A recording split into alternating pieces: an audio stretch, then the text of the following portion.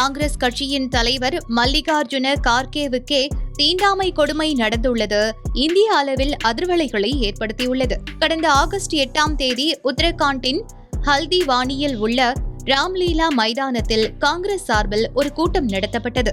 இந்த கூட்டத்தில் காங்கிரஸ் கட்சியின் அகில இந்திய தலைவர் மல்லிகார்ஜுன கார்கே கலந்து கொண்டு உரையாற்றினார். இந்த நிகழ்ச்சி முடிந்த பின்னர் அங்கு வந்த ஸ்ரீ ராம் சேனா என்ற இந்து அமைப்பை சேர்ந்த நிர்வாகிகள் கங்கை நீரை கொண்டு அந்த இடத்தை சுத்திகரிப்பு செய்ததாக புகார் எழுந்துள்ளது.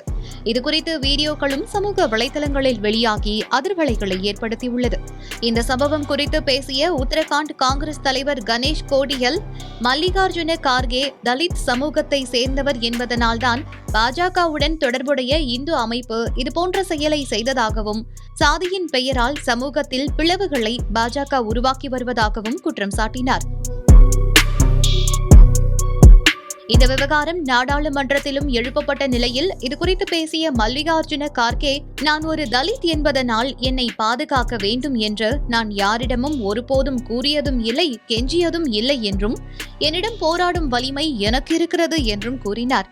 அதே நேரம் ஹல்த்வானியில் நான் நின்ற மேடையை சுத்தம் செய்ததன் மூலம் எனக்கு தீண்டாமையின் உணர்வு ஏற்படுத்தப்பட்டதுடன் நான் அவமதிக்கப்பட்டேன் என்று பேசிய அவர், இந்த செயலை செய்தவர்களை தீண்டாமை தடுப்பு சட்டத்தின் கீழ் கைது செய்து சிறையில் அடைக்க வேண்டும் என்று கூறினார். இதற்கு பதிலளித்த மத்திய அமைச்சர் ஜே.பி. நட்டா, இதுபோன்ற சம்பவங்களை பாஜக ஆதரிப்பதில்லை என்றும், இந்த சம்பவத்தில் ஈடுபட்டவர்கள் கண்டறியப்பட்டு கடுமையாக தண்டிக்கப்படுவார்கள் என்றும் கூறினார். தொடர்ந்து பேசிய மாநிலங்களவை தலைவரான துணை ஜனாதிபதி சி.பி. ராதாகிருஷ்ணன், கார்கே அவமதிக்கப்பட்டது நம் அனைவருக்கும் ஏற்பட்ட அவமதிப்பு என்றும், தீண்டாமை ஒரு பாவச் செயல் என்பதால் இந்த சம்பவத்தில் ஈடுபட்டவர்கள் தண்டிக்கப்பட வேண்டும் என்றும் கருத்து தெரிவித்தார்.